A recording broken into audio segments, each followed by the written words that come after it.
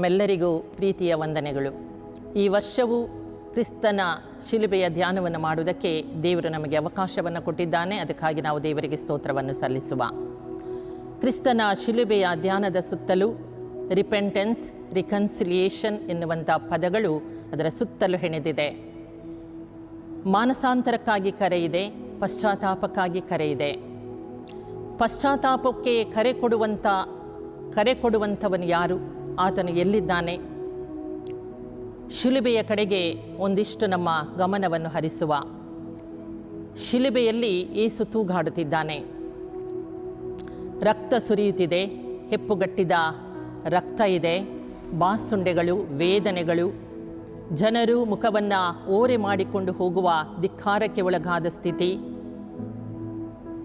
ನೋಡತಕ್ಕ ಯಾವ ಲಕ್ಷಣವೂ ಇಲ್ಲದ ಸ್ಥಿತಿ, ವಿಕಾರವಾದ ರೂಪ. ಯೇಸು ಹೀಗೆ ಶಿಲುಬೆಯಲ್ಲಿ ತೂಗಾಡುತ್ತಿದ್ದಾನೆ. ಶಿಲುಬೆಯ ಬುಡದಲ್ಲಿ ಎರಡು ಗುಂಪಿನ ಜನರಿದ್ದಾರೆ. ಒಂದು ಗುಂಪಿನವರು ಯೇಸುವಿನ ವೇದನೆಯನ್ನು ನೋಡಿ ಕಣ್ಣೀರು ಸುರಿಸುತ್ತಿದ್ದರೆ, ಇನ್ನೊಂದು ಗುಂಪಿನ ಜನರು ಹಾಸ್ಯ ಮಾಡುತ್ತಿದ್ದಾರೆ. ನಾವು ಈ ಶಿಲುಬೆಯ ಧ್ಯಾನಗಳ ಸಮಯದಲ್ಲಿ ಈ ಗುಂಪಿನ ಜನರನ್ನು ಆಲೋಚನೆ ಮಾಡ್ತೇವೆ. ರೋಧಿಸುವ ಗುಂಪಿನ ಜನರನ್ನು ನೋಡಿ ನಾವು ರೋಧಿಸುವವರಾಗಿ ಅಯ್ಯೋ ಅನ್ನುತ್ತೇವೆ. ಪರಿಹಾಸ್ಯ ಮಾಡುವಂಥ ಜನರನ್ನು ನೋಡಿ ಇವರು ದುಷ್ಟರು, ಇವರು ಪಾಪಿಗಳು ಅನ್ನುತ್ತೇವೆ. ಇನ್ನು ಮುಂದಕ್ಕೆ ಹೋಗಿ ಯೇಸುವಿನ ಶ್ರಮೆಗೆ ಕಾರಣರಾಗಿರುವಂಥ ಜನರನ್ನು ನೆನಪಿಸ್ತೇವೆ. ಮುಖ್ಯವಾಗಿ ಯೂದನನ್ನು ನೆನಪಿಸಿಕೊಂಡು ಇವನೊಬ್ಬ ದ್ರೋಹಿ ಎಂಬುದಾಗಿ ನಾವು ಹೇಳುತ್ತೇವೆ. ಪ್ರೀತಿಯುಳ್ಳ ದೇವಜನರೇ, ಪ್ರೀತಿಯುಳ್ಳ ವೀಕ್ಷಕರೇ, ನಾವು ಹೀಗೆ ಶಿಲುಬೆಯ ಧ್ಯಾನವನ್ನು ಮಾಡುವಾಗ ಇತ್ಯಾದಿ ವಿಚಾರಗಳನ್ನು ಮಾಡುವುದರ ಮೂಲಕವಾಗಿ ನಾವು ಒಂದು ವರ್ಷದ ಧ್ಯಾನವನ್ನು ಮುಗಿಸ್ತೇವೆ. ನಮ್ಮ ಸ್ವಾಮಿ ಇಂತಹ ಧ್ಯಾನವನ್ನು ನಮ್ಮಿಂದ ಅಪೇಕ್ಷಿಸುತ್ತಾನೋ? ಆತನು ನಮ್ಮಿಂದ ಅಪೇಕ್ಷಿಸುವಂಥ ಧ್ಯಾನ ಯಾವುದು? ನಾವು ಪ್ರಶ್ನೆ ಹಾಕಿಕೊಳ್ಳಬೇಕು ಪ್ರಿಯರೇ. ಇವತ್ತಿನ ಧ್ಯಾನಕ್ಕೆ ಒಂದು ಮುಖ್ಯವಾದ ಪ್ರಸ್ತಾಪ ಕೊಡಲ್ಪಟ್ಟಿದೆ. ಸಿಪಾಯಿಗಳು ಯೇಸುವನ್ನು ಕಟ್ಟಿ ತೆಗೆದುಕೊಂಡು ಹೋದರು ಎಂಬುದಾಗಿ. ಆ ಪರಿಚ್ಛೇದಗಳು ಯೋಹಾನನ ಸುವಾರ್ತೆ 18ನೇ ಅಧ್ಯಾಯ 12ನೇ ವಚನದಲ್ಲಿ ಬರೆಯಲ್ಪಟ್ಟಿದೆ. ಆಮೇಲೆ ಸಿಪಾಯಿಗಳು, ಸಹಸ್ರಾಧಿಪತಿಯು, ಯೆಹೂದ್ಯರ ಓಲೆಕಾರರು ಯೇಸುವನ್ನು ಹಿಡುಕೊಂಡು ಕಟ್ಟಿ ಮೊದಲು ಅನ್ನನ ಬಳಿಗೆ ಕರಕೊಂಡು ಹೋದರು ಎಂಬುದಾಗಿ. ಸಿಪಾಯಿಗಳು ತಮಗೆ ಕೊಡಲ್ಪಟ್ಟ ಕೆಲಸವನ್ನು ಮಾಡಿದರು, ಅದರಲ್ಲಿ ಯಶಸ್ವಿಯಾದರು. ಯೇಸುವಿಗೆ ಆ ಶಿಲುಬೆಯ ಮರಣದಿಂದ ತಪ್ಪಿಸಿಕೊಳ್ಳುವಂಥ ಅನೇಕ ಮಾರ್ಗಗಳಿತ್ತು. ಆದರೆ ಯೇಸು ತಪ್ಪಿಸಿಕೊಳ್ಳಲಿಲ್ಲ. ಆತನ ಈ ಲೋಕಕ್ಕೆ ಬಂದ ಉದ್ದೇಶ ಶಿಲುಬೆಯ ಮರಣವನ್ನು ಅನುಭವಿಸುವುದಕ್ಕಾಗಿಯೇ. ಯೇಸುವಿನ ಜನನದಲ್ಲಿಯೇ ಆತನ ಶಿಲುಬೆಯ ನೆರಳು ಆತನನ್ನು ಹಿಂಬಾಲಿಸುತ್ತಾ ಇತ್ತು. ನಾವು ದೇವರ ವಾಕ್ಯದಲ್ಲಿ ನೋಡುತ್ತೇವೆ. ಲೂಕನು ಬರೆದ ಸುವಾರ್ತೆ 2ನೇ ಅಧ್ಯಾಯದಲ್ಲಿ 33-34 ವಚನದಲ್ಲಿ ಅಲ್ಲಿ ಹೀಗೆ ಬರೆಯಲ್ಪಟ್ಟಿದೆ. ಒಂದು ಸಾರಿ ಯೇಸು ಸ್ವಾಮಿ ಚಿಕ್ಕ ಮಗು ಇರುವಾಗ ಯೆರೂಸಲೇಮ್ ದೇವಾಲಯಕ್ಕೆ ತೆಗೆದುಕೊಂಡು ಹೋದಾಗ ಸಿಮೆಯೋನನೆಂಬ ಒಬ್ಬ ಮನುಷ್ಯನು ಆ ಮಗುವನ್ನ ಕೈಯಲ್ಲಿ ಹಿಡಿದುಕೊಂಡು ತಾಯಿಯಾದ ಮರಿಯಳಿಗೆ ಹೀಗೆ ಹೇಳುವುದುಂಟು: ಇಸ್ರಾಯೇಲ್ ಜನರಲ್ಲಿ ಅನೇಕರು ಬೀಳುವುದಕ್ಕೂ ಅನೇಕರು ಏಳುವುದಕ್ಕೂ ಈತನು ಕಾರಣನಾಗಿರುವನು. ಜನರು ಎದುರು ಮಾತನಾಡುವುದಕ್ಕೆ ಗುರುತಾಗಿರುವನು. ಬಹುಜನರ ಅಂತರಂಗದ ವಿಚಾರಗಳು ಬಯಲಿಗೆ ಬಂದಾವು. ಇದಕ್ಕೆ ಈತನು ಹುಟ್ಟಿದ್ದು ನಿನ್ನ ಪ್ರಾಣಕ್ಕಂತೂ ಅಲಗು ನಾಟಿದಂತಾಗುವುದು. ಹೌದು ಪ್ರಿಯರೇ, ಯೇಸು ಸ್ವಾಮಿ ಹೀಗೆ ಜೀವನ ಮಾಡಿದನು. ಅನೇಕರು ಬೀಳುವುದಕ್ಕೂ ಅನೇಕರು ಏಳುವುದಕ್ಕೂ ಕಾರಣನಾದನು. ಧಾರ್ಮಿಕ ನಾಯಕರು ಧಾರ್ಮಿಕ ಚೌಕಟ್ಟಿನಲ್ಲಿ ಜನರನ್ನು ಬಂಧಿಸಿ ಶೋಷಿಸುತ್ತಿರುವಾಗ ಅವರ ಆ ನಾಯಕತ್ವವನ್ನು ಅಥವಾ ಅವರ ಧಾರ್ಮಿಕ ವಿಷಯಗಳನ್ನು ಯೇಸು ಸ್ವಾಮಿ ಎಚ್ಚರಿಸುತ್ತಿದ್ದನು, ಗದರಿಸುತ್ತಿದ್ದನು, ಅವರಿಗೆ ಪ್ರಶ್ನೆ ಮಾಡುತ್ತಾ ಇದ್ದನು. ಹೀಗೆ ಆ ಪ್ರಶ್ನೆ ಮಾಡುವಾಗ ಅನೇಕರ ಅಧಿಕಾರಗಳು, ಅನೇಕರ ಮೋಸ, ವಂಚನೆ ಅದು ಯೇಸುವಿನ ಮಾತಿನ ಮುಂದೆ ಅದು ಮುರಿದು ಬೀಳುತ್ತಿತ್ತು. ಆದರೆ ದುಃಖಿತರು, ದೀನರು, ಬಳಲಿದವರು ಯೇಸುವಿನ ಮಾತಿನಿಂದ ಅದು ಮೇಲಕ್ಕೆ ಎತ್ತಲ್ಪಟ್ಟಂಥ ಜೀವನವನ್ನು ಮಾಡಿದರು. ಯೇಸುವನ್ನು ಜನರು ದ್ವೇಷಿಸಿದರು, ಹಿಂಸಿಸಿದರು, ಆತನನ್ನು ಹಿಡಿಯುವುದಕ್ಕೆ ಪ್ರಯತ್ನಿಸಿದರು, ಆತನ ಮೇಲೆ ತಪ್ಪು ಹೊರಿಸುವುದಕ್ಕೆ ಪ್ರಯತ್ನಿಸಿದರು. ಆದರೆ ಯೇಸುವನ್ನು ಹಿಡಿಯುವುದಕ್ಕೆ ಯಾವ ಮಾರ್ಗವನ್ನು ಕಾಣದೆ ಅವರು ಹೋದಾಗ ಕೊನೆಗೂ ಅವರು ಪ್ರಯತ್ನ ಮಾಡಿ ಒಂದು ದಿವಸ ಯೇಸುವನ್ನು ಬಂಧಿಸುವಲ್ಲಿ ಅವರು ಸಫಲರಾದರು. ಯೇಸುವನ್ನು ಗೆತ್ಸೆಮನೆ ತೋಟದಲ್ಲಿ ಬಂಧಿಸುತ್ತಾರೆ ಪ್ರಿಯರೇ. ಯೇಸುವನ್ನು ಬಂಧಿಸಲಿಕ್ಕೆ ಹೋಗುವಾಗ ಯೂದನ ನಾಯಕತ್ವದಲ್ಲಿ ಹೋಗ್ತಾರೆ. ಸಿಪಾಯಿಗಳು, ಪಟಾಲಮು, ಓಲೆಕಾರರು ಮತ್ತು ಆಯುಧಗಳನ್ನು ಹಿಡಿದುಕೊಂಡು, ಪಂಜುಗಳನ್ನು, ದೀವಟಿಗೆಗಳನ್ನು ಹಿಡಿದುಕೊಂಡು ಆ ಗೆತ್ಸೇಮನೆ ತೋಟಕ್ಕೆ ಪ್ರವೇಶ ಮಾಡುವಾಗ ಯೇಸು ಸ್ವಾಮಿ ಹೊರಗೆ ಬಂದು ಕೇಳ್ತಾರೆ, ನೀವು ಯಾರನ್ನ ಹುಡುಕುತ್ತೀರಿ? ಆಗ ಅವರು ಹೇಳ್ತಾರೆ, ನಜರೇತಿನ ಯೇಸುವನ್ನು ಹುಡುಕುತ್ತೇವೆ.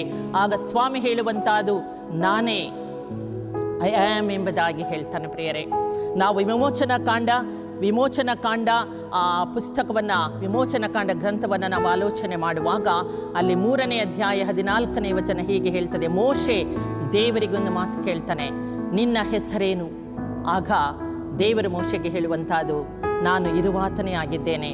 I am who I am ಎಂಬುದಾಗಿ ಹೇಳ್ತಾನೆ. ಇರುವಾತನಾಗಿರುವ ದೇವರು, ಪರಿಶುದ್ಧನಾಗಿರುವ ದೇವರು, ಆತನ ನಾಮದ ಮುಂದೆ ನಿಲ್ಲುವುದಕ್ಕೆ ಯಾರಿಗೂ ಶಕ್ತಿ ಇರುವುದಕ್ಕೆ ಸಾಧ್ಯವಿಲ್ಲ. ಆದ್ದರಿಂದಲೇ ಗೆತ್ಸೇಮನೆ ತೋಟದಲ್ಲಿ ಆ ಪರಿಶುದ್ಧ ನಾಮವನ್ನು ಹೊಂದಿದಂಥ ದೇವರು, ಇರುವಾತನಾಗಿರುವ ದೇವರು ಬಂಧಿಸಲ್ಪಟ್ಟಾಗ ಅದಕ್ಕಿಂತ ಮೊದಲು ಆತನು ನಾನೇ ಎಂಬುದಾಗಿ ಹೇಳುವಾಗ ಜನರು ಹಿಂದಕ್ಕೆ ಸರಿದು ನೆಲದ ಮೇಲೆ ಬಿದ್ದರೆಂಬುದಾಗಿ ವಾಕ್ಯ ಹೇಳುತ್ತದೆ. ಪ್ರಿಯರೇ, ಆದ್ದರಿಂದ ಯೇಸುವನ್ನ ಹಿಡಿಯುವುದಕ್ಕೆ ಅವರಿಗೆ ಅಸಾಧ್ಯವಾಗಿದ್ದರೂ ಕೂಡ ಅವರು ಯೇಸುವನ್ನ ಹಿಡಿದು ಕಟ್ಟಿ ಬಂಧಿಸಿ ತೆಗೆದುಕೊಂಡು ಹೋಗುತ್ತಾರೆ, ಪಿಲಾತನ ಬಳಿಗೆ ಒಪ್ಪಿಸುತ್ತಾರೆ.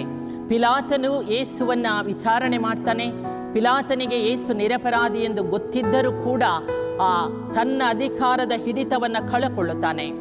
ಸತ್ಯ ದೇವರಾಗಿರುವಂಥ ಯೇಸು ಸ್ವಾಮಿ ಅವನ ಮುಂದೆ ನಿಂತಿದ್ದರೂ ಕೂಡ ಸತ್ಯವೇನೆಂದು ಅರಿಯದೆ ಅವನು ಯೇಸುವಿನ ಮುಂದೆ ತಾನು ಯಾವ ನಿರ್ಧಾರವನ್ನು ತೆಗೆದುಕೊಳ್ಳಲಿಕ್ಕಾಗದೆ ಪರಿತಪಿಸುತ್ತಿದ್ದರು. ಕೊನೆಗೆ ಒಂದು ನಿರ್ಧಾರವನ್ನು ತೆಗೆದುಕೊಂಡು ಯೇಸುವನ್ನ ಮರಣಕ್ಕೆ, ಶಿಲುಬೆಯ ಮರಣಕ್ಕೆ ಒಪ್ಪಿಸಿಕೊಡುತ್ತಾನೆ. ಸಿಪಾಯಿಗಳು ಅಲ್ಲಿಂದ ಯೇಸುವನ್ನು ಕರೆದುಕೊಂಡು ಯೇಸುವನ್ನು ಕಟ್ಟಿಸಿ ಬಂಧಿಸಿ ಮಹಾಯಾಜಕನ ಮಠದೊಳಗೆ ಕರೆದುಕೊಂಡು ಹೋಗ್ತಾರೆ. ಪ್ರಿಯರೇ, ಹಾಸ್ಯ ಮಾಡ್ತಾರೆ, ಕೆಂಪು ಒಲ್ಲಿಯನ್ನು ಹೊದಿಸ್ತಾರೆ, ಮುಳ್ಳಿನ ಕಿರೀಟವನ್ನು ಧರಿಸ್ತಾರೆ, ಹಾಸ್ಯ ಮಾಡ್ತಾರೆ, ಉಗುಳ್ತಾರೆ. ಯೇಸುವಿನ ದೇಹ ಜರ್ಜರಿತವಾಗಿ ಹೋಗಿದೆ. ಯೇಸುವನ್ನು ಶಿಲುಬೆಗೆ ಜಡಿತಾರೆ. ಪ್ರೀತಿಯುಳ್ಳ ದೇವಜನರೇ, ಪ್ರೀತಿಯುಳ್ಳ ವೀಕ್ಷಕರೇ, ಒಂದಿಷ್ಟು ಶಿಲುಬೆಯ ಕಡೆಗೆ ನಮ್ಮ ಗಮನವನ್ನು ಹರಿಸೋಣ. ಮತ್ತೊಮ್ಮೆ ಶಿಲುಬೆಯ ಬುಡಕ್ಕೆ ಬರೋಣ. ಶಿಲುಬೆಯ ಬುಡದಲ್ಲಿ ನಾವು ನಮ್ಮ ಕ್ರಿಸ್ತಿಯ ಜೀವನದ ಮೌಲ್ಯಗಳನ್ನು ಜೀವಿಸುವ ಜೀವರಸಗಳು ಆ ಶಿಲುಬೆಯಲ್ಲಿ ಹರಿದು ಬರುತ್ತಾ ಇದೆ. ದೀನತೆ ಅಂದರೇನು, ಕ್ಷಮೆ ಅಂದರೇನು, ಪ್ರೀತಿ ಅಂದರೇನು, ತಗ್ಗಿಸುವಿಕೆ ಅಂದರೇನು, ಆ ಶಿಲುಬೆ ನಮಗೆ ಸಾರುತ್ತಿದೆ. ಸಾರುತ್ತಿರುವ ಶಿಲುಬೆಯ ಆ ಬೋಧನೆಗಳನ್ನು ನಾವು ಕೇಳಿಕೊಂಡು ನಮ್ಮ ಜೀವನವನ್ನು ನಾವು ಸರಿಪಡಿಸಿಕೊಂಡು ಹೋಗಬೇಕಾಗಿದೆ. ನಾವು ಮಾಡುವಂಥ ಧ್ಯಾನದಿಂದ ನಮ್ಮ ಯೇಸುವಿಗೆ ಮಹಿಮೆಯಾಗಬೇಕಾಗಿದೆ. ಆ ಧ್ಯಾನ ನಮ್ಮ ಯೇಸುವಿನ ಮೌಲ್ಯಗಳಿಂದ ಕೂಡಿದ ಆ ಧ್ಯಾನವಾಗಿರಬೇಕು. ನಾವು ಕ್ರಿಸ್ತಿಯ ಮೌಲ್ಯಗಳನ್ನು ಧರಿಸಿಕೊಂಡು ಮುಂದೆ ಸಾಗಬೇಕಾಗಿದೆ. ಹೀಗೆ ಈ ವರ್ಷ ನಾವು ಮಾಡುವಂಥ ಕ್ರಿಸ್ತನ ಶಿಲುಬೆಯ ಧ್ಯಾನ ಅದು ನಮಗೆ ಆಶೀರ್ವಾದಕರವಾಗಿರಲಿ. ನಾವು ಈ ಧ್ಯಾನವನ್ನು ಮಾಡುವಾಗ ಲೌಕಿಕವಾದ ರೀತಿಯಲ್ಲಿ ಅಲ್ಲ, ಇಷ್ಟವರೆಗೆ ನಾವು ಮಾಡಿದ ಧ್ಯಾನದಂತಲ್ಲ. ಈ ವರ್ಷ ನಾವು ಮತ್ತೊಮ್ಮೆ ನಮ್ಮನ್ನು ಪ್ರತಿಷ್ಠೆ ಮಾಡಿಕೊಂಡು ಶಿಲುಬೆಯ ಬುಡಕ್ಕೆ ಬಂದು ತಗ್ಗಿಸಿಕೊಂಡು ದೀನತೆಯಿಂದ ಆ ಧ್ಯಾನವನ್ನು ಮಾಡುವುದಕ್ಕೆ ದೇವರು ನಮ್ಮೆಲ್ಲರನ್ನ ಬಲಪಡಿಸಲಿ.